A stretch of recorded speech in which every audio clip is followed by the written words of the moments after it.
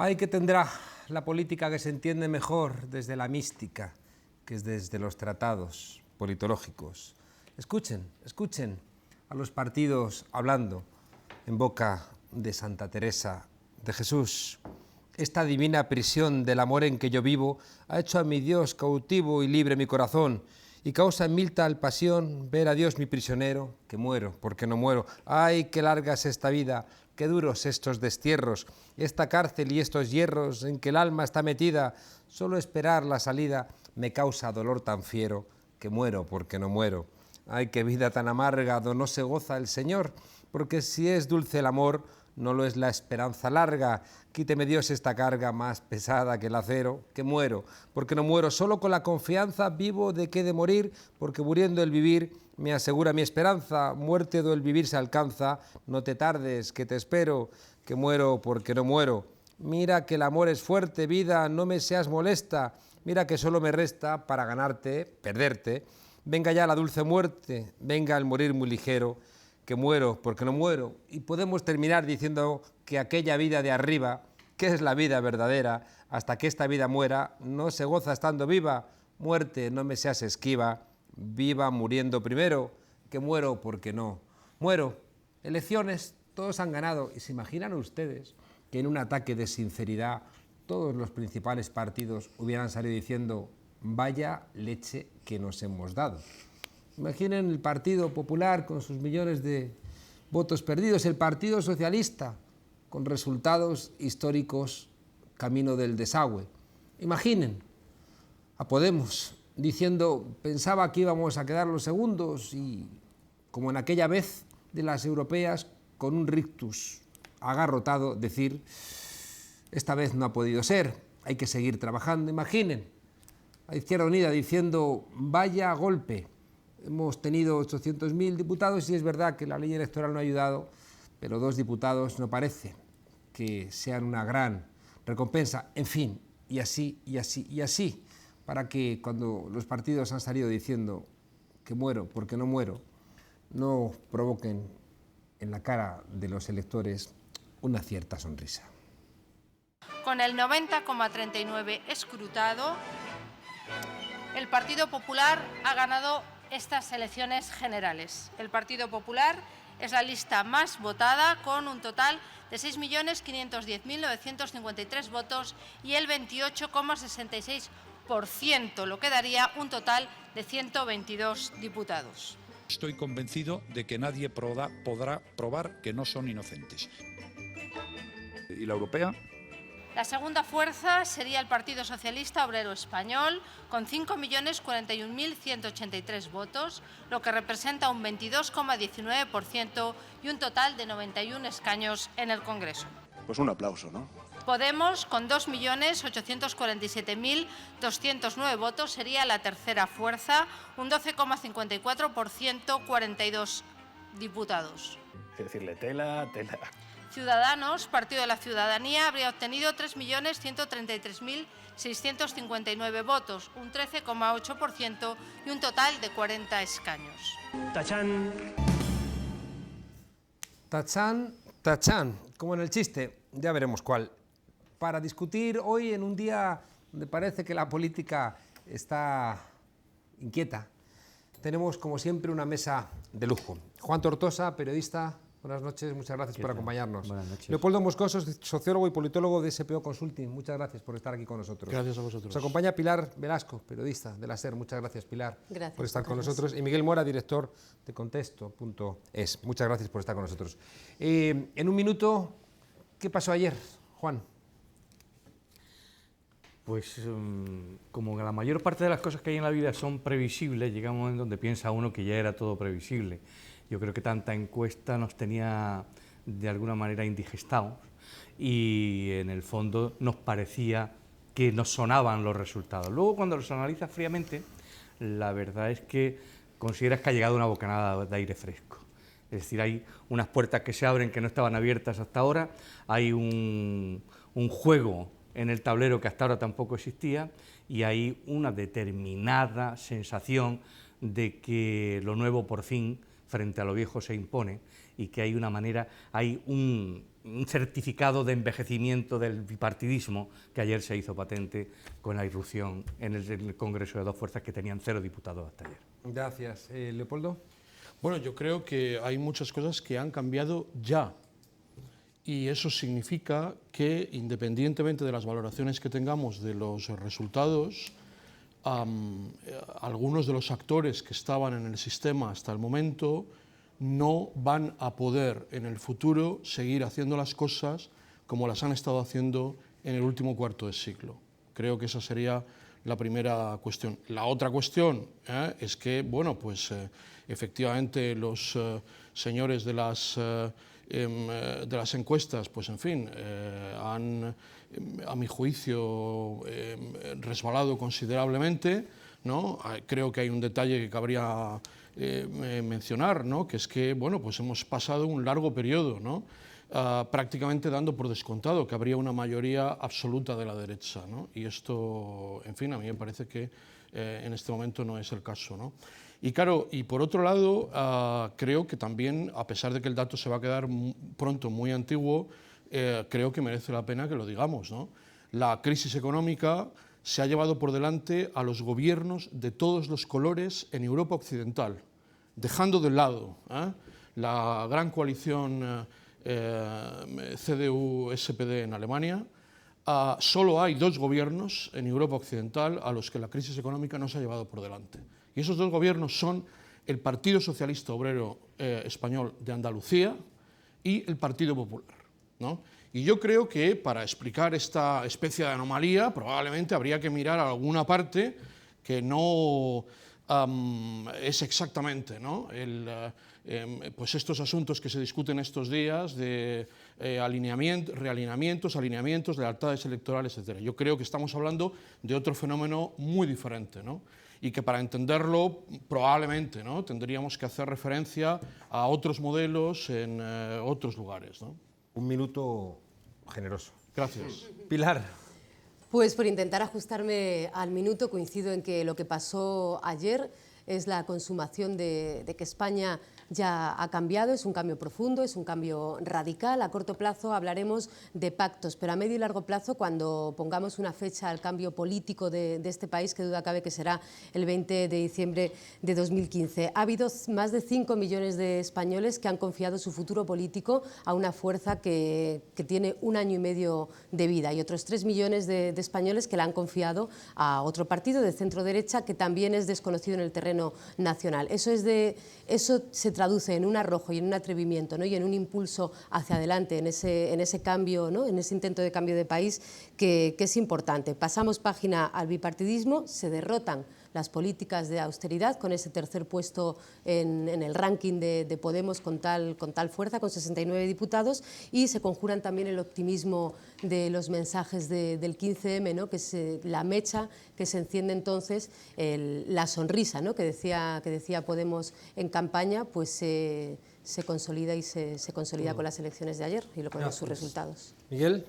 Bueno, de acuerdo con los tres, quizá la mejor definición la dio anoche Guillem Martínez, diciendo el bipartidismo ha muerto, pero ha muerto en la cama. Yo creo que el bipartidismo queda vivo en un 50%, queda seriamente herido. De hecho, para gobernar tiene que acudir a una gran coalición que el 95% de los electores españoles ha rechazado los sondeos, y que sería seguramente la tumba del PSOE, una tumba a lo PASOK. Y desde luego es relevante que casi 9 millones de españoles hayan votado por nuevas fuerzas o seminuevas, una radicalmente nueva como es Podemos, que, como dice Pilar, además trae a las instituciones el empuje y la energía que se produce el 15M con las mareas y las marchas, aunque la traiga, digamos, matizada por su propia entrada a las instituciones, que obliga a hacer más convencional ese mensaje. Y cambia la situación política, como decía también Leo, porque estamos en Italia sin italianos. Es decir, pasamos de un sistema monolíticamente bipartidista a un sistema en el que hay que pactar y dialogar. Y bueno, el arte de la política es el diálogo y el pacto. Veremos a ver si las nuevas fuerzas y las viejas están en eso o no, ¿no? Yo creo que tener un sistema a la italiana es siempre emocionante y divertido. En Italia el cinismo y la capacidad de decir una cosa y la contraria es un arte muy viejo. Y todo esto lo vamos a tener que aplicar aquí. Vamos a ver cómo se aplica y de qué modo, en dónde desemboca eso, ¿no? En cualquier caso, tengo la sensación de que hay una España, por un lado, que me temo que es rural, de mayor edad, con menor nivel de estudios, y una España que es urbana, con mayor nivel de estudios y más joven. Y eso genera un problema que yo creo que no estamos calibrándolo, porque están las pensiones de por medio como un gasto muy, muy grande del esfuerzo que hay que hacer por parte de unos jóvenes que ven cómo los mayores no están comprometiéndose de alguna forma con ese Estado social. Y eso genera una quiebra de esa solidaridad intergeneracional inédita en nuestro país. Juan. De todas maneras, yo recordaría también que en todas las capitales andaluzas, y es urbana, es el voto urbano, ha ganado el PP, es decir, las capitales de provincia. Es decir, que no es solo el voto urbano el que está lastrando y el que huele a viejo. Puede ser que Cádiz, pero vamos, yo he estado revisando los números y prácticamente es abrumador el voto urbano como se ha seguido decantando, sobre todo como lo demuestra que la mayor parte de las capitales de provincia también han estado en manos del PP durante muchos años en Andalucía. Si Andalucía tiene, pero es cierto que tiene también un voto rural. Ahora yo lo que pienso es que la juventud, es decir, la gente joven, tanto urbana como rural, no ha salido todavía de esa dinámica de la carencia de expectativas, sea para una carrera profesional, si están en la universidad o están en cualquier tipo de actividad intelectual, o sea, para desarrollarse en una formación profesional o buscarse la vida en el ambiente y el mundo donde nacieron, el mundo rural, el mundo donde, como en Andalucía sucede con la mayor parte de las poblaciones, tanto de Jaén como de Granada como de Córdoba. ¿Hasta dónde puede llegar esto? Yo creo que en definitiva lo que sí ha quedado, que lo decía yo antes, más o menos marcado, es que la juventud no quiere oír ya hablar ni de PP ni de PSOE. Yo creo que nadie menor de 35 años en estos momentos se plantea cualquier otra opción que no sea Ciudadanos o Podemos. Es decir, para ellos no existen ni en sus conversaciones, ni en sus expectativas, ni en sus posibilidades votar ni al PP ni al Partido Socialista. En cualquier caso, ¿quieres plantearlo, Pilar? No.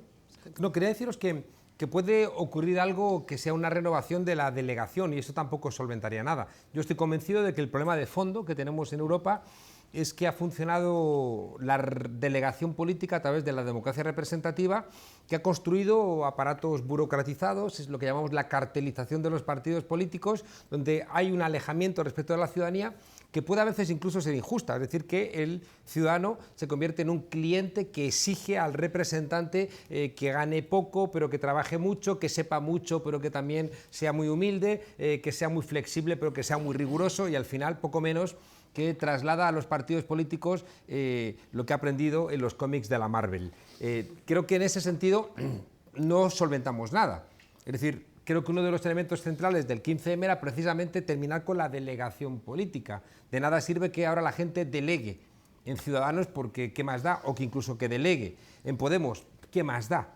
¿Qué pasa? Que van a representarte un poco mejor, ¿no? Pero eso me temo que no solventa las cosas de fondo. No, yo creo que si hay un cambio cultural, que es lo que se tiene que producir, es ese cambio. ¿Y se ha producido el cambio cultural? En la política, que haya más participación del ciudadano después del voto, no solo que vote, sino que después exija y vigile una función de la que hemos estado ausentes todos estos años, ¿no? Es decir, hemos permitido y hemos vuelto a votar a políticos absolutamente corruptos, manifiestamente corruptos, y hemos, digamos, dejado de vigilar y luego les hemos premiado, además. Es decir, yo creo que no solo se ha producido una delegación, sino que se ha producido un cheque en blanco que es deletéreo para las democracias, ¿no? Y eso ha funcionado en el doble sentido, lo que tú dices también, la clase política ha abandonado a los ciudadanos, la clase política quiere al ciudadano para que le dé el voto y luego se desentiende de lo que el ciudadano espera o quiere, y eso es lo que está pasando en Europa, en toda Europa básicamente, como ha pasado en Francia, que Hollande hizo una campaña de izquierdas y al año y medio de llegar al poder pasó a hacer una campaña de derechas, tan de derechas como la que puede estar haciendo Merkel. Entonces yo creo que esos fallos de en la representación, que supongo que Leo ha estudiado más que nosotros, y en la delegación, en lo que supone en la relación electores políticos, es el cambio cultural al que tenemos que aspirar, ¿no? Y lo que tiene pinta claro es que estamos en pleno maremoto, ¿no? Con lo cual no está resuelto. Es verdad que es importante, Juan Carlos, lo que dices, esa ruptura intergeneracional, pero es verdad también que la falta de representatividad se había producido más con los jóvenes, ¿no? Los políticos, o por lo menos los partidos convencionales, ¿a quién han cuidado más? ¿A quién han descuidado? A quien sabe que va siempre a la urna a votar, que son los pensionistas.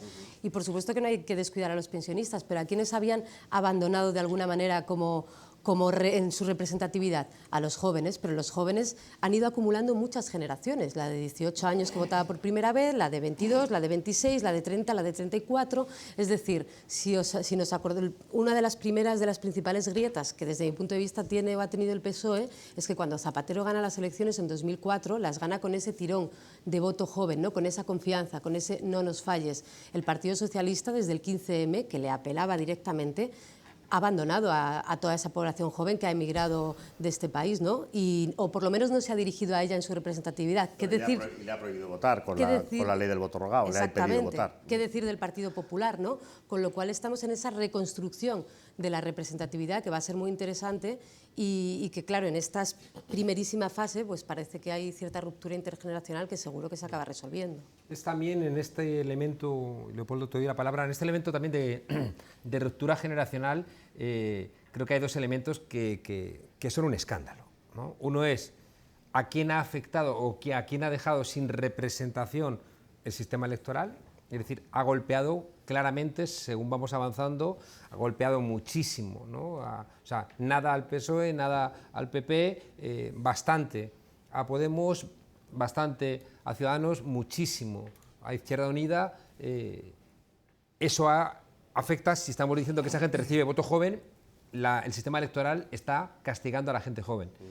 Y añadamos 2 millones, según cifras que he leído, 2 millones de gente joven a la cual no se le ha dejado votar. 2 millones. 1,7 millones. 1,7. Y son gente bastante enfadada con el Partido Popular. Y con el PSOE, que fue el que aprobó la ley. Claro. El que aprobó la ley a finales de 2010.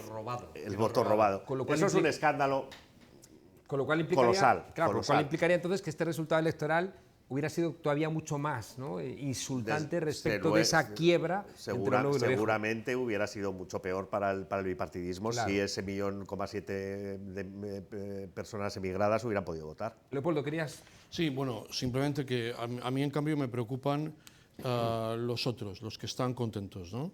El PP tiene 7 millones de votos. El Partido Socialista tiene 5 millones y pico, si no recuerdo mal. Bueno, que están contentos, quiero decir, que han cerrado filas, ¿no?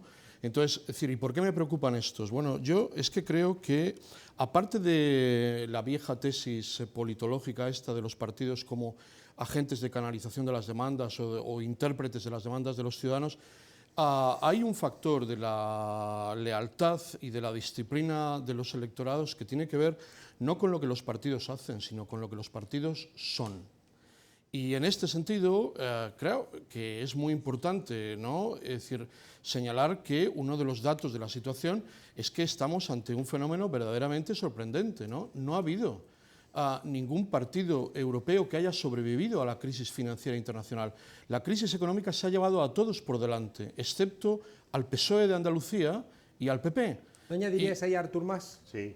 Bueno, relativamente, porque creo que ahí el asunto está entremezclado con otras cosas. Me parece un caso menos representativo, ¿no? Y entonces, ¿esto por qué lo digo, no? Bueno, pues porque hay un sector del electorado, 7 millones y 5 millones son 12 millones, eso significa la tercera parte de los electores españoles, que esencialmente están dando un voto a los nuestros con razón y sin ella. ¿Por qué? Pues porque no por lo que hagan, sino porque se parecen a nosotros, o porque nosotros queremos parecernos a ellos, o porque queremos ser parte de su red clientelar, o porque pensamos que vamos a poder llegar a serlo. Yo creo que este asunto es de una relevancia tremenda, porque de otra manera no se explica la supervivencia electoral de un partido que ha tenido que gobernar en condiciones realmente muy hostiles. La derecha española desde la transición nunca había gobernado en la parte más dura del ciclo económico, siempre habían tenido la suerte de gobernar cuando el ciclo económico estaba remontando y por lo tanto, claro, la previsión que hacíamos en 2011 es, bueno, vamos a ver estos señores del PP cuánto tiempo aguantan la crisis. Bueno, lo cierto es que la han aguantado y yo creo que la razón por la que la han aguantado tiene que ver con esta otra dinámica que tiene que ver con la identificación, con la identidad, con el parecido, con a los nuestros con razón y sin ella. De otra manera, esto no se entiende, porque un señor que ha estado en el epicentro de casos de corrupción como ha habido en la derecha española en el último periodo, no habría aguantado el envite electoral en ningún país europeo. Ya. Yo también lamento discrepar sobre el diagnóstico de felicidad de los dos partidos protagonistas del bipartidismo de los últimos tiempos en España. Yo creo que están francamente preocupados. Ahora mismo en el PP hay bastantes cuchillos que están sacándose y que probablemente incluso pongan en peligro la supervivencia del propio candidato. En el caso del Partido Socialista, ahí tenemos ayer cómo apareció de una manera, no sé si se la llamaba o se le esperaba a Susana Díaz, que lógicamente mandó un mensaje ya, yo diría que beligerante para con Pedro Díaz en la misma noche electoral. No debe ser que yo me he expresado mal, porque sí, no me refería a los aparatos de los partidos ni a sus dirigentes, sino a sus electores. Sí, cuando he dicho lo de los contentos me refería a sus electores, pero realmente a gente que dice, bueno, estos tipos han hecho recortes, han hecho una política económica, prometieron bajar impuestos, han subido, etcétera, y a pesar de que vemos que les hemos cogido en contradicción, que les hemos visto hacer lo contrario de lo que decían, vamos a seguir votándoles. Yo creo que el PSOE han sacado el peor resultado de la historia. Eso es un dato muy importante también. No, que yo creo que de todas maneras parte de los votos que anoche tuvo el PSOE se le deben fundamentalmente a gente que no estaba dispuesta a que el PP tuviera una preeminencia determinada, es decir, fue un voto por exclusión, no fue un voto de estoy de acuerdo con el PSOE. En los datos de Andalucía, el PSOE tenía 25 diputados que aportó a las elecciones en 2011 al Congreso de los Diputados y ha bajado 3 diputados, es decir, que no está claro, o bien tenía que haber bajado mucho más, sí, pero quiero decir, hay una cierta tendencia que incluso está haciendo ya que se acabe la preeminencia del PSOE andaluz. Ya sé que eso es lento y que seguir, por supuesto, la del Partido Popular. Ellos mismos, reunidos en Génova, en estos momentos saben que tienen muy complicado todavía poder salir adelante con los resultados. Pero dejadme que os plantee una cuestión que es lo que creo que está pasando y que a mí no me gusta absolutamente nada. ¿No? Y tengo la sensación de que también es verdad que las elecciones es como se suele obrar, porque se mima al elector como alguien a quien no hay que molestar mucho, ¿no? Y por eso la gente, los partidos todos se van al centro. De alguna manera todos se corren respecto de sus posiciones originales hacia el centro, porque el centro es un lugar donde no molestas. Entonces todos los partidos como que quieren molestar lo menos posible, ¿no? Entonces tengo la sensación de que lo mismo que ocurre con la extrema derecha en Francia, por ejemplo, que al final termina contaminando a todos los partidos, estos electores del Partido Socialista y del Partido Popular terminan contaminando a Ciudadanos y terminan contaminando incluso también a Podemos, desde el punto de vista en que los quieren mimar, como que critican a los partidos y no critican a los votantes que están siendo corresponsables de lo que está pasando. Parece que eso no se puede decir. Parece que cuando alguien vota al PP tiene todo el derecho y dice, pues usted tiene derecho que sepa que hay 1 millón de estudiantes universitarios expulsados de las aulas universitarias y usted está votando a ese partido. Algo de corresponsabilidad tiene, porque parece que votas y te desentiendes de todo. Yo introduciría un matiz trasladable a los medios de comunicación, que prácticamente compran también esa inercia. Es decir, yo creo que desde anoche, desde que se cerraron la UNA hasta este momento, prácticamente yo no he oído en ningún tipo de análisis, en tertulias, en columnas de periódico, en los últimos datos digitales, no he visto nada que se diferencie del prisma con que siempre se ha enfocado el análisis de un resultado electoral hasta ahora. Creo que ahí también hace falta que todos nos reciclemos un poquito. Yo creo que han cambiado las cosas y ha cambiado la manera y va a cambiar la manera de hacer política y de entender la política, de cómo llegar a acuerdos, de cómo llegar a consensos. Yo creo que en el mundo del periodismo, en el mundo del análisis, en el mundo de cómo ver los datos y cómo hacer prospecciones, a mí me suena todo ya también un poquito a viejo y si quieren me incluyo. Quiero decir, hay otra manera de hacer las cosas que está pendiente en cómo tratar en los medios de comunicación el fenómeno electoral. Vamos a escuchar a Pedro Sánchez. Quiero terminar agradeciendo de corazón a los votantes socialistas su apoyo, una vez más, al Partido Socialista Obrero Español. Hemos hecho historia, hemos hecho presente y el futuro es nuestro. Muchísimas gracias. Hemos hecho historia alcanzando el peor resultado de nuestra historia. Le faltó añadir, esa es la historia que hizo ayer el PSOE, ¿no? Es que el discurso no es mucho más que esto, Juan Carlos. Es eso. Lo que a mí me pareció impresentable de quien es el líder de los socialistas españoles, que tiene un lugar importante en Europa, es que en un día clave y habiendo reconocido que las elecciones de ayer eran trascendentales para el futuro y el presente de este país, su discurso, su posicionamiento político sea este.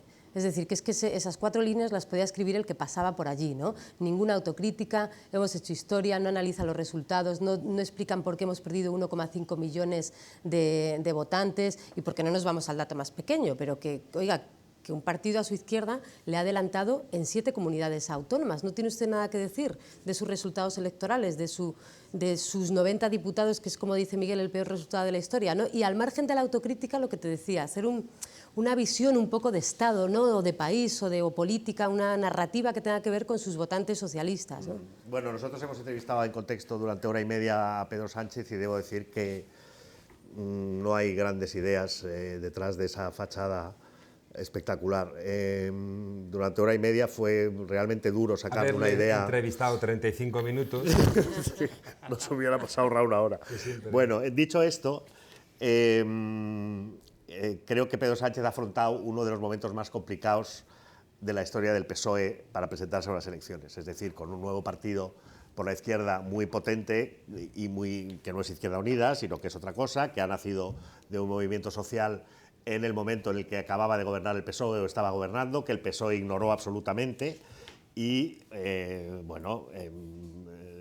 dábale a la caza alcance, es decir, con casi descontado que Podemos iba a hacer el sorpaso del PSOE hasta el día antes de las elecciones, ¿no? Entonces, ese drama que estaba viviendo el Partido Socialista, porque lo ha vivido como un drama, simplemente sacar un diputado más que Podemos hubiera sido ya para Pedro Sánchez una victoria. Pero Miguel, hace 2 meses estaban ganando las elecciones también. Hace 2 meses hemos estado sometidos a un bombardeo de encuestas y a un bombardeo de manipulación mediática del bipartidismo que se sabía herido y se sabía comprometido, que ha sido digno de mejor causa. Es decir, yo creo que eso ha influido también en las elecciones hasta que, digamos que el Ciudadanos, por ejemplo, en los últimos días de campaña salió del armario y se confesó una muleta del Partido Popular y si hiciera falta también del Partido Socialista, lo cual le quitó votos y sobre todo en la magnífica campaña final que ha hecho Podemos, que yo creo que ha sido la mejor campaña política con diferencia de las 4 y que ha tenido el efecto, eso que llaman los italianos, de plazas llenas y urnas no tan llenas, porque es verdad que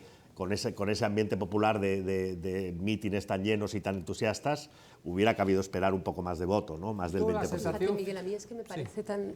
O sea, que 5 millones y cuántos son, y 100 y pico mil personas que voten a un partido, digo, mirándolo con perspectiva, ¿no? Que voten a un partido nuevo, desconocido, que le han visto gobernar meses y además en coaliciones o en plataformas muy diversas, ¿no? Sí, a mí me parece yo me refiero un a los fenómeno a abstencionistas, estudiar, ¿no? Me parece que hubieran debido arrastrar más voto abstencionista, que hay mucha abstención.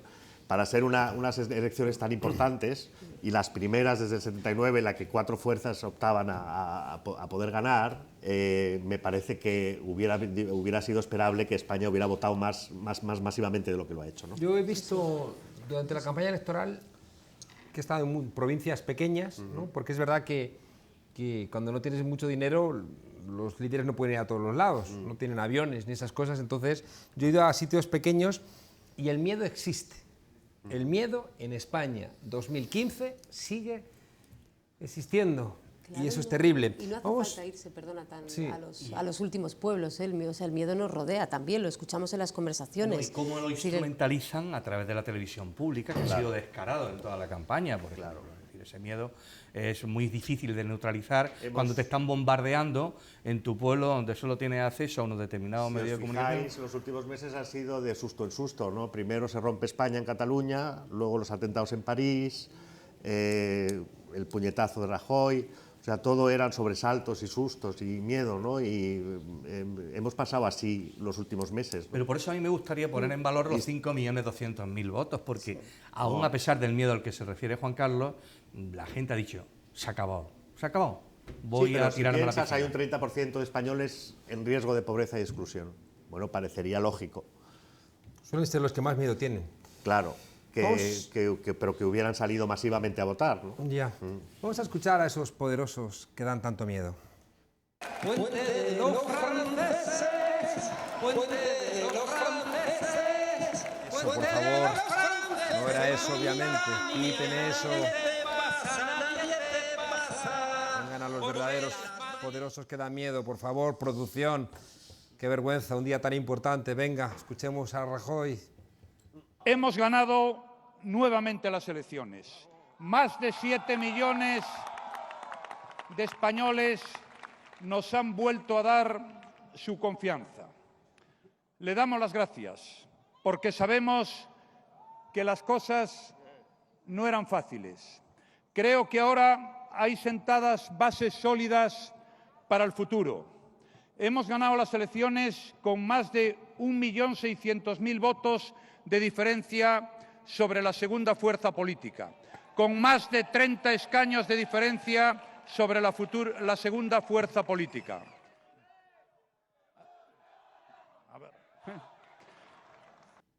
Sobre la futura casi se le escapa.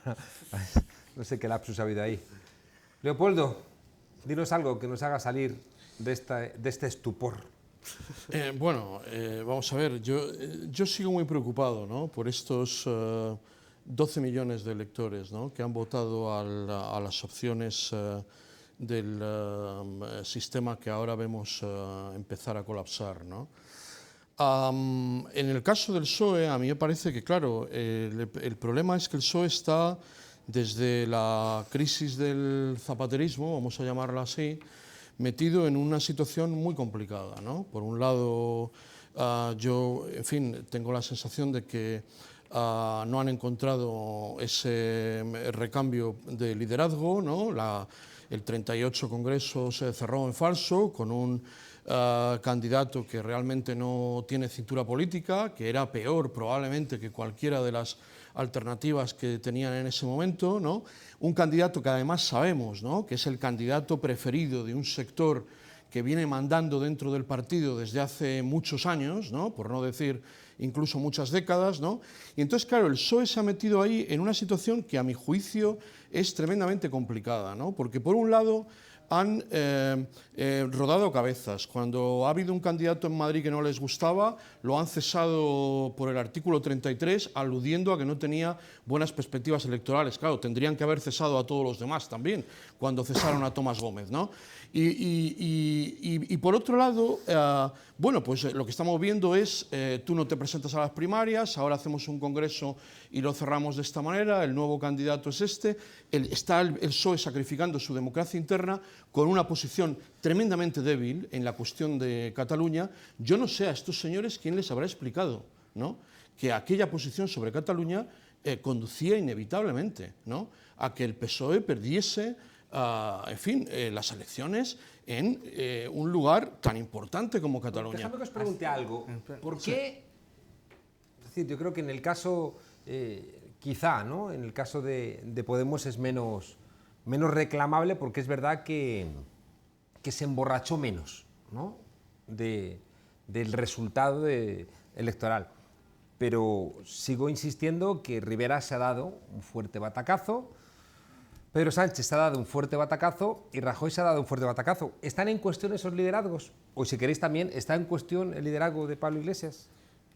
Bueno, si me dejas que continúe, yo creo que la situación en el PSOE realmente es muy complicada, ¿no? Y yo no Por tanto, como para poner en cuestión esos liderazgos. Bueno, no soy un insider del asunto, ¿no? Sí.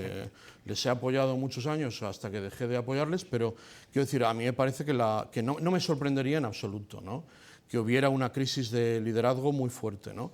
Y una crisis de liderazgo que se va a resolver, ¿no?, en uno de estos dos términos, ¿no? O la actual dirección y sus aledaños arribistas abandonan y entonces se quedan dentro de la organización los auténticos socialdemócratas que queden, que no sabemos cuántos serán, o los auténticos socialdemócratas que queden salen de la organización y ese viejo aparato se queda monopolizado en manos, ¿no?, de la actual dirección y de los aledaños arribistas, ¿no?, voy a decirlo así, a ver si suena más elegante, que pueda haber ahí dentro, ¿no? Pero yo creo que en el medio plazo ese es el escenario. A mí lo Juan, que y luego entre Pilar. las cosas que me han llamado la atención en estas últimas 24 horas está cómo han sacado a pasear, por ejemplo, de nuevo en el Partido Socialista a Rafael Simancas, que ha estado de bolos por todas las televisiones haciendo comentarios desde anoche, esta mañana, tal y que cual, una tras otra. A mí me preocupa lo que siempre significa el trasfondo del aparato, que es lo que lastra realmente que un partido se pueda modernizar. Eso quien más lo ha sufrido en sus carnes en estas elecciones ha sido Izquierda Unida, una vez más, pero en el Partido Socialista sucede algo similar. Yo creo que son, me atrevo casi a poner decenas de miles de familias las que viven de gente que está en los aparatos provinciales, regionales, estatales, sobre todo del Partido Socialista y de Izquierda Unida, que también anquilosan y no permiten que entre un aire fresco, que es difícil que es absolutamente necesario que exista, y que también le cortan el paso a nueva gente. Yo ver a Rafael Simancas, con todo el respeto y si me apuras aprecio a Rafael Simancas, me parece que es volver a oler a alcanfor directamente, y mientras ese sea el planteamiento de partidos de izquierda de toda la vida, como el Partido Socialista e Izquierda Unida, apaga y vámonos. Vamos a escuchar a Rivera, porque tampoco Rivera, es evidente, puede ser puesto en cuestión, porque sin Rivera no existe. Ciudadanos, vamos a escuchar. Y ahora mismo solo hay una posibilidad, que Rajoy, en minoría, con un gobierno que ha perdido 63 escaños, intente tirar adelante la legislatura. Lo que íbamos a hacer con su voto. Vamos a estar en la oposición. Podemos permitir una abstención para que no haya nuevas elecciones, pero no vamos a formar parte de un gobierno del PSOE y del PP, porque si no nada cambiaría en España, seguiría todo igual. Si estaban en cuestión, ¿no?, si podían ponerse en cuestión los liderazgos de Pablo Iglesias y Albert Rivera, yo creo que no, son dos liderazgos en construcción, ¿no? Pablo Iglesias yo creo que es un líder más construido, si cabe, que Albert Rivera. Yo recomiendo que coja a la gente que no lo haya visto el mitin de cierre de campaña, tanto de Albert Rivera como de Pablo Iglesias, porque yo creo que marcan muy bien, ¿no? Pero Pablo ha repartido mucho más juego, ¿no? Pablo repartió juego por eso digo con que es un Mónica Oltra, ejercicio, con Ada para mí me Colau, parece un con ejercicio Beiras. fascinante. El cierre de campaña fue absolutamente fallido por parte de Albert Rivera, teniendo liderazgos jóvenes como Inés Arrimadas, como la propia Villacís, ¿no? Como Girauta, creo que se llama uno de los que la acompañan, Juan Carlos... Joven. No, entonces estoy confundiendo el nombre. Lleva mucho tiempo en el Partido Popular Catalán. Villegas, a lo mejor, tampoco Villegas, me refería a Villegas, pero bueno, son liderazgos en construcción, reparto de juegos en construcción y lo que decía Leo, ¿no? Los liderazgos en el PP y sobre todo en el PSOE tienen un gran problema porque los ha atenazado los aparatos de los partidos. Te encuentras con jóvenes y no tan jóvenes que no sabes, por decirlo de manera coloquial, de dónde han salido. O sea, que no tienen un pálpito de, por mucho que digan ellos que se mueven Ser joven en este no es mundo. garantía de no ser un burócrata, ¿eh? Exactamente, Hay exactamente. quienes a Susana Díaz, por ejemplo. Yo creo que el El liderazgo... PSOE está poniendo en sus cuadros gente que no quiero cuestionar con nombres y apellidos, pero claro, la imagen que dan hacia afuera es César Luena. César Luena no es un joven que pueda representar o que represente ahora Son mismo más un bien viejos liderazgo prematuros. socialdemócrata, ¿no? O Óscar López. Bueno, yo creo que el liderazgo más cuestionado en este momento y más amenazado es el de Rajoy, porque Rajoy, no olvidemos... ¿Crees en la operación Menina? Menina, no creo en la operación Aznar, más bien. Creo que el sábado hay un comité político del partido en el que va a aparecer Aznar por primera vez desde 2011. Pero en la reunión de hoy estaba Aznar, ¿eh? Y está ya, el padre fundador está tutelando ya la transición. Ya Sol Gallego lo contó en contexto hace un mes, que si los resultados no eran los esperados, la refundación del PP la va a dirigir Aznar. Y lo ha pedido muy a lo Podemos, perdón. O sea, ha pedido un congreso abierto donde los militantes elijan a su dirección. Entonces yo creo que el verdadero liderazgo amenazado es el de Mariano en este momento, que no en vano ha sacado el peor resultado que ha sacado nunca un partido que haya ganado las elecciones en España. Creo que son el mínimo de escaños que sacaban los ganadores eran 146, él se ha quedado en 122. Y baja de 186 a 122 y sobre todo es el presidente de la Caja B, es decir, es el presidente de la corrupción sistemática del Partido Popular durante los últimos 25 años. Aznar lo fue también en su época, pero digamos que el que ha pasado a representar esa imagen es Rajoy. Eso explica en gran parte el 14% de votos que saca Ciudadanos, que yo dudo mucho que le haya robado ningún voto al PSOE y muy pocos a Podemos. Creo que se los ha robado casi todos al PP. Una vez dicho esto, ese presidente no está legitimado ya, porque además no tiene ni los números para seguir gobernando. Por mucho que lo haya defendido Merkel viniendo a visitarlo, que por mucho que le haya dado explicaciones el sábado en el Consejo Europeo a Merkel diciendo yo estoy primero y estos están segundos, yo creo que Rajoy está totalmente desacreditado para seguir siendo presidente del país. Lo habéis planteado antes, España no es Italia. Italia puede funcionar incluso sin gobierno. Sí. Funciona España, mejor, de hecho, cuando no tiene gobierno. España me temo que no es el caso. Y eso nos lleva a una de las grandes discusiones de la noche y de estos días, ¿no? ¿Qué gobierno puede haber en lontananza? Eso nos lo tendrás que decir tú, que sabes más. Yo estoy de oyente en la política. Pero estás más cerca. Yo estoy de oyente en la política. ¿Tú qué crees? ¿Tú crees que es posible un pacto PSOE, Podemos, Izquierda Unida? ¿Más algún regional?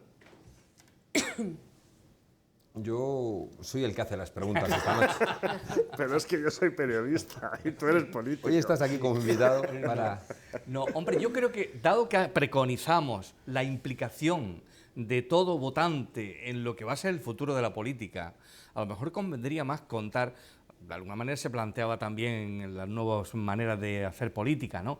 Cómo contar cada vez más con la opinión de todos cada vez que se vaya a tomar una decisión, ¿no? Sí, Que el que vota no acabe, como antes decías tú, apuntabas, delegando durante 4 años su voto, sino que tenga algo que decir cada vez que se planteen. Y eso podría articularse, posibles pactos, ¿no? Vamos a escuchar, que nos faltaba, vamos a escuchar a Pablo Iglesias.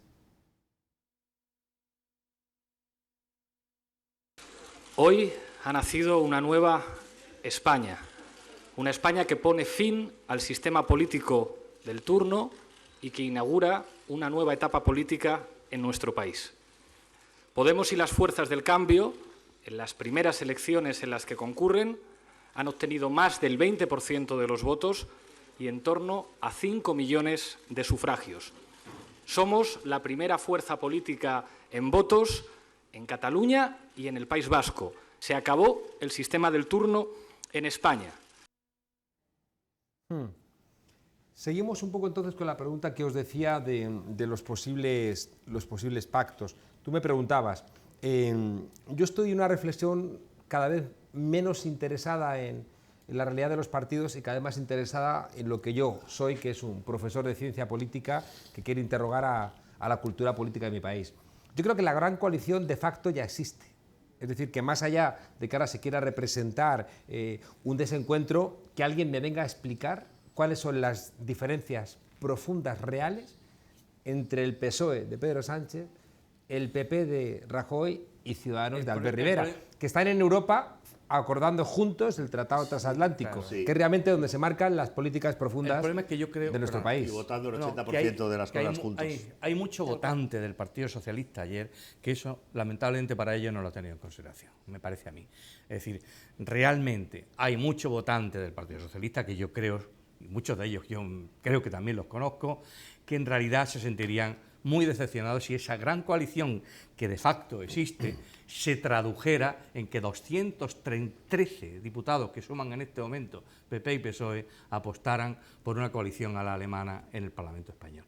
Me parece, hay quien apunta claramente que eso sería un suicidio, pero yo es verdad que sí que estoy contigo en que ese suicidio se produce cuando yo votan en el Parlamento Europeo votaciones no quiero similares, oír claro. Tu pregunta. Es decir, yo estoy convencido pero yo lo planteé hace meses, ¿no? Siempre digo que los politólogos, nuestra diosa es Cassandra, ¿no? Que ve el futuro, pero su castigo es que nadie le crea. Yo estoy convencido de que la gran jugada política en nuestro país, la profunda, en donde está implicado gente como Felipe González, es cuál es el proceso de legitimación del rey Felipe VI. En un editorial del diario El País lo plantearon con claridad. El rey Juan Carlos construyó su legitimación del falso golpe del 23F y le decía el diario El País directamente Felipe VI necesita algo similar al 23F para construir su legitimación y debe encontrarlo en Cataluña, le decía.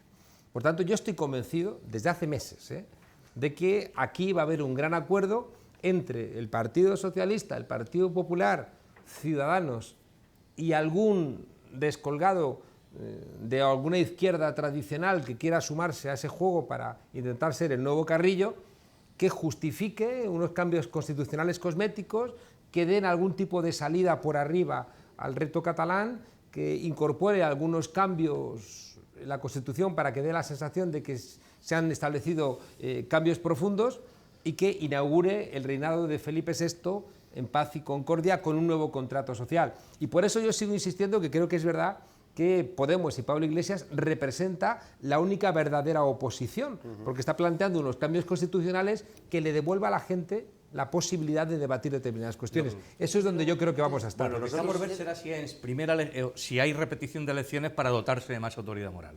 Es decir, aguantar los tempos durante 3 o 4 meses diciendo es imposible, tenemos que salvar esto, y que sea después de una segunda elección. La ingobernabilidad como único proyecto. El camino corto de los pactos nos parece que nos conduciría hacia esa repetición de elecciones, ¿no? Porque el PSOE está colocado en un sitio del loss to loss, o sea, pierde, elija lo que elija. Es decir, si pacta con el PP está muerto por parte de sus votantes militantes, y si quiere pactar con Podemos tiene que aceptar ese referéndum que Pablo Iglesias y Podemos ya ha planteado, y no puede aceptar ese referéndum lógicamente sin el voto del Partido Popular. Es decir, no puede jugar el Partido Socialista un papel clave, un papel protagonista en esta historia, porque no tiene brazo con el que articular absolutamente pero al mismo nada. tiempo es el eje de los pactos, es decir, exactamente. Nosotros desde Contexto hemos propuesto una alianza a la portuguesa, no sin cierto candor, porque sabemos que esto no es Portugal, aunque Cavaco es un restaurador a lo Borbón, que se ha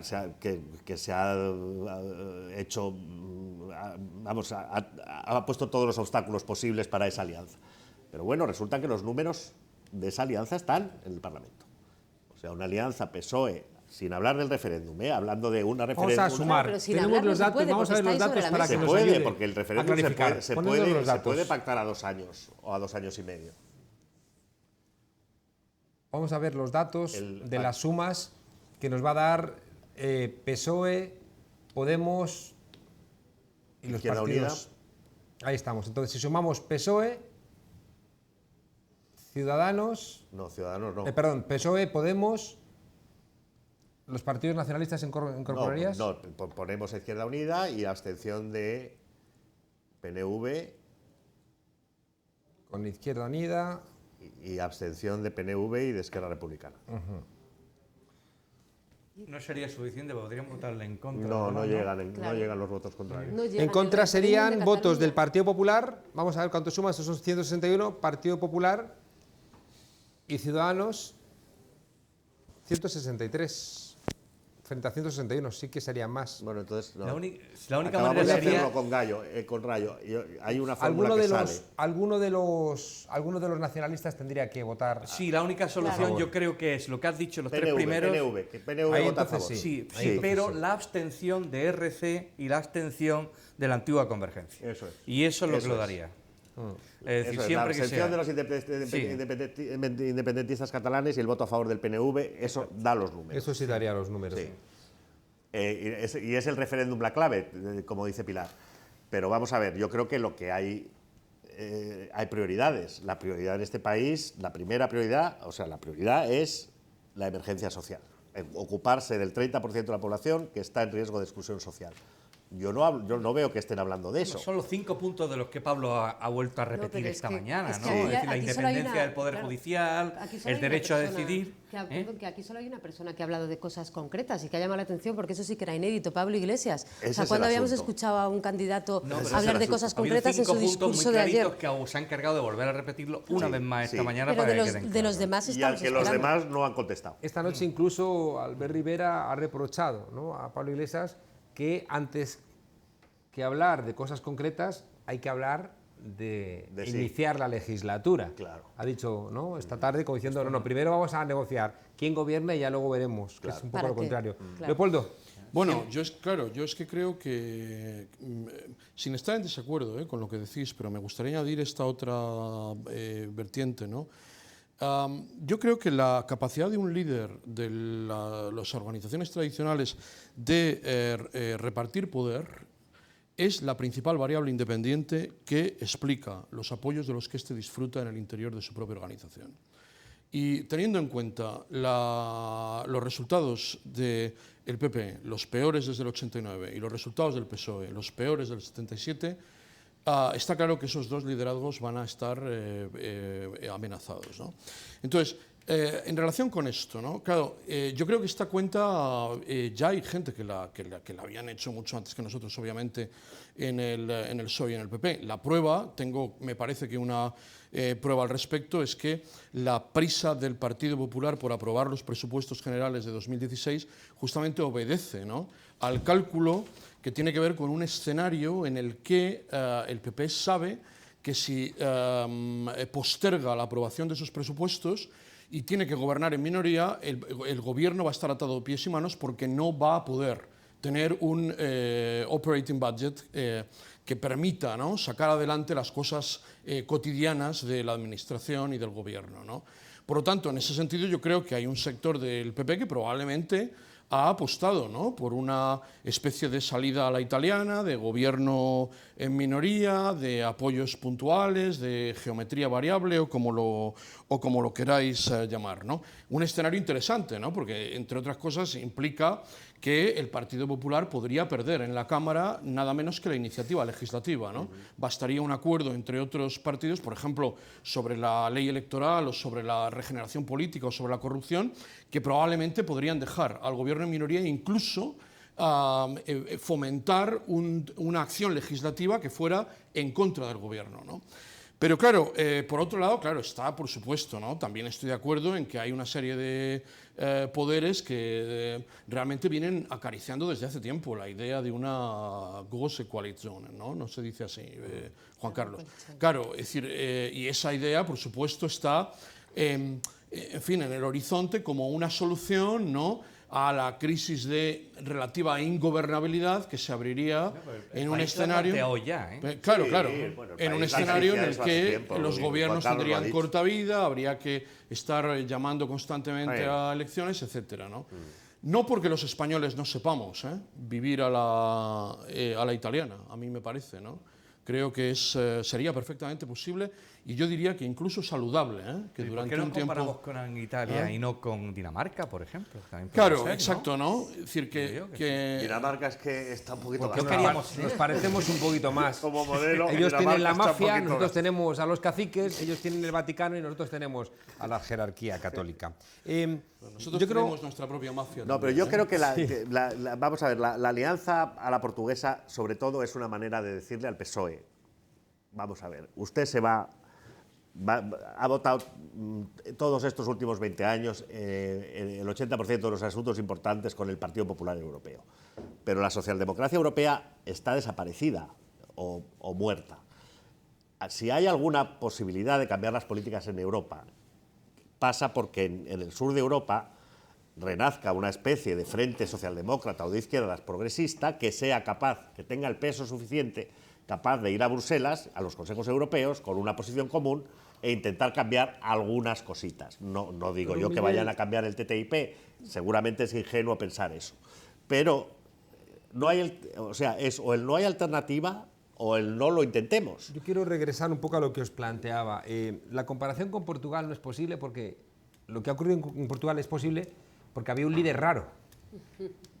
Es decir, que si no fuera por Costas, ¿no?, por el nuevo presidente del Costa partido... es un tío que ha sido alcalde de Lisboa, yo he sido corresponsal de Lisboa, no es tan raro. Bueno, es raro lo raro que ha pasado es que el Partido Comunista Portugués por primera vez ha aceptado pactar con el Partido Socialista. No, pero no solo porque en las discusiones últimas Costas empezó a romper determinados diques que antes estaban profundamente cerrados, ¿no? O sea, que es el propio Partido Socialista Portugués el que empieza a abrir un poco el juego, y entonces también es el que permite y de alguna manera fuerza al Partido Comunista a decir, oye, tú no puedes seguir cerrando esta posibilidad. Yo creo que, en cambio, ¿quién es Pedro Sánchez? O sea, ¿qué representa?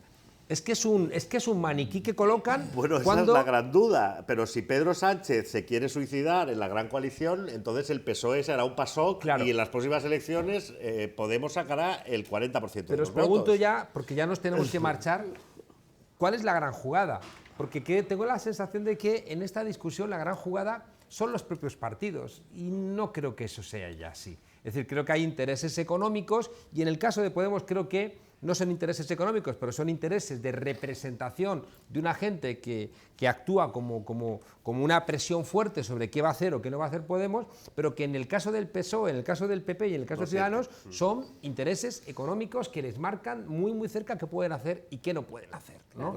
Y en ese sentido os pregunto ya a todos, claro, para que, porque yo creo que ya no nos queda más tiempo, que en esta línea hagáis vuestras conclusiones. Es una pena, a mí me hubiera gustado hablar un poquito del asunto catalán, un poquito más, pero no nos ha dado tiempo. ¿Nos da tiempo? Sí, voy a preguntar si nos da tiempo a hablar 2 minutos. Venga, pues tenemos 2 minutos para hablar del tema catalán. Éntrale al tema catalán. No, está dentro de es decir, me parece como parábola de todo lo que ha sucedido. Es decir, creo que en estos momentos lo que está pasando, lo que pasó la noche, tiene mucho que ver con una especie de certificado del ciudadano a la gestión de los votos de Podemos, de las municipales, o de cómo fueron los votos de las municipales. En todos aquellos municipios donde está gobernando alguien relacionado con Podemos en estos momentos, los votos anoche fueron más de los que tenían. Es decir, eso me parece que es bastante elocuente, y sobre todo donde más se nota es en el caso de Barcelona, donde ha quedado claro que parece que puede cambiar o puede contribuir a cambiar el panorama, y que a lo mejor en un momento dado hace incluso mucho más factible de lo que todo el mundo cree que ya se le pierda el miedo al derecho a decidir que se preconiza desde Podemos y se vea como la salida razonable que es, pero también urgente. Es decir, que dejemos ya de marear la perdiz, que cuanto antes en el panorama catalán eso se plantee y se contemple, y recordemos que incluso Artur Mas anoche hizo un guiño, es decir, en realidad se manifestó aliviado con que Podemos hubiera tenido el resultado que tenía, porque eso favorecía la posibilidad de plantear el derecho a decidir. Es decir, ha cambiado algo en Cataluña fundamental también. Tenemos pendiente qué va a pasar en Cataluña en los próximos 3 o 4, o en los próximos 3 semanas o 4, porque ya tiene que haber una solución pronto, y me parece que en eso tiene mucho que ver todo lo que sucedió anoche. ¿Con Cataluña queréis comentar algo? Bueno, simplemente que el mensaje que se ve anoche es que la gestión, los partidos que han gestionado el conflicto en estos meses salen absolutamente esquilmados de las elecciones, ¿no? Es decir, todos salen castigados, castigadísimos, y una vez, digamos, que el planteamiento se sale del plebiscito absurdo y vuelve las cosas a la normalidad, la gente vota por una solución negociada y por el diálogo, no por el enfrentamiento, sea falso o verdadero, en el que nos han tenido instalado 2 años. Y luego, en líneas generales, yo creo que lo que se juega ahora es eso, es decir, tenemos esperanza de que España lidere una Europa del Sur progresista que se una a Grecia, a Italia y a Portugal y tenga una presencia en Europa, o preferimos, o va a pasar que el PSOE se arrodille delante del capital y de las grandes corporaciones y se ponga al servicio del PP y de Ciudadanos y desaparezca como tal Partido Socialista, porque eso es lo que va a pasar. Yo creo que eso es lo que nos jugamos a partir de ahora. Juan. Bueno, nos jugamos, vamos ya rematando, ¿no? Yo creo que es básico en un principio también que de todo lo que pasó anoche, cuanto antes se consiga que el Parlamento y las instituciones hagan desaparecer el enlace que tienen. Es decir, no puede ser que de las decisiones de quién gobierna depende quién es el fiscal general del Estado, quién lleva el Tribunal Constitucional, quién está en el Consejo General del Poder Judicial, quién preside Televisión Española. Yo creo que prácticamente una lección que se saca de las elecciones de ayer es que eso es más factible a partir de ayer, y que probablemente es de las primeras cosas que se pueden conseguir, porque obviamente hemos dejado de tener ya, alguien lo decía esta mañana, unas elecciones presidencialistas y unos resultados presidencialistas, y por primera vez nos hemos dado cuenta que en realidad votamos un Parlamento y que el Parlamento tiene que entenderse por narices. Gracias, Leopoldo. Bueno, yo sobre Cataluña decir que, claro, los resultados en Cataluña, a mi juicio, lo que muestran es el teorema siguiente, ¿no? Es decir, que a pesar de que los resultados de las elecciones catalanas para Podemos aparentemente no fueron muy bollantes, ¿no? en realidad el resultado de ahora muestra que la posición de Podemos era correcta, ¿no? Muestra esencialmente que Podemos había interpretado bien y el teorema recíproco es que durante todos estos años el Partido Socialista de Cataluña había interpretado mal la situación, ¿no? Con esta especie de cerrazón por parte de los algunos de los dirigentes del socialismo catalán de cualquier escenario que se abra, Ferraz tiene razón y por lo tanto nosotros somos más españoles que nadie, ¿no? Yo creo que la situación en ese sentido sí muestra una nueva verdad, ¿no? Que es que en realidad, bueno, pues estos chicos de Podemos en Cataluña no lo habían hecho tan mal, ¿no? Y yo sobre todo, sobre el otro asunto, ¿no? Es decir, yo es que creo que el asunto portugués es diferente, ¿no? Y yo creo que el asunto portugués es diferente porque a mí me da la impresión, sin conocer con una enorme profundidad el panorama portugués, pero a mí me da la impresión de que ha sido el bloco de Esquerra, ¿no? El que ha tenido la iniciativa en el caso de Portugal. Ha estado permanentemente con la iniciativa política. Y aquí el problema es que el PSOE no va a consentir que Podemos tenga la iniciativa en ese terreno, ¿no? Y yo creo que esa es la gran diferencia, ¿no? ¿Y cuándo se va a deshacer esto? Pues muy sencillo, ¿no? Cuando el PSOE esté por debajo del 20% y en ese momento se produzca, ¿no?, la crisis que he descrito antes, ¿no? Creo que esto es lo que es la diferencia fundamental. Pues, Pilar. Es que tenemos muchos melones abiertos, que se diría coloquialmente, y todas las partidas por empezar, ¿no? Porque Cataluña, que duda cabe que los resultados de estas elecciones cambian el panorama, dejan a Artur Mas muy debilitado, pero, como decías, los independentistas, a mí Artur Mas no me llegaba, pero sí me llegaba la sensación de muchos independentistas ayer que estaban muy contentos con el resultado porque, claro, ven esa vía directa hacia el referéndum y hacia la independencia, ¿no? Con lo cual, ese referéndum que pasa por la reforma de la Constitución, que Podemos pone en primer lugar, eso que implica a todos los partidos, pues es un camino que España tiene que hacer si no quiere quedarse en la cola de la historia de Europa, pero que es un camino que nos va a costar mucho a todos, ¿no? Y por poner la parte optimista, la regeneración democrática puede ser de esas primeras partidas que nos den un poco de oxígeno, ¿no?, a todas las partes, y que sí que los nuevos partidos pueden poner sobre la mesa mucho más rápidamente, ¿no? Que exijan, como Rivera en su día en Andalucía, no, mire, con los imputados Griñán y Chávez nosotros no firmamos, Podemos y Ciudadanos pueden poner una larguísima lista de regeneración democrática sobre la mesa para el nuevo gobierno, sea cual sea, ¿no?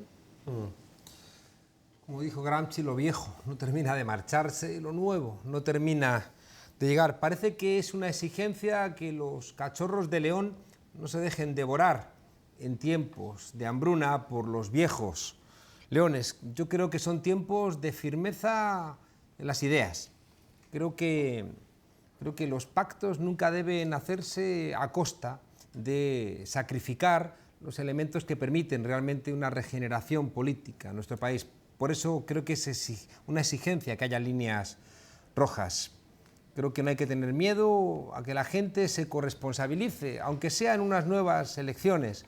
Creo que es muy, muy relevante que esa España, ¿no?, que se ha atrevido a desobedecer y a no tener miedo, se vea representada en formaciones políticas que no tengan miedo y que tengan igualmente, ya digo, coraje y memoria. De lo contrario, los partidos tendrán que recurrir de nuevo a Teresa de Jesús y dirán: vida, ¿qué puedo yo darle a mi Dios que vive en mí si no es perderte a ti para mejor a Él gozarle? Quiero muriendo alcanzarle, pues a Él solo es al que quiero, que muero, ¿por qué no muero? La Tuerca, ya saben, la única tertulia sin miedo y con memoria. Hasta la semana que viene.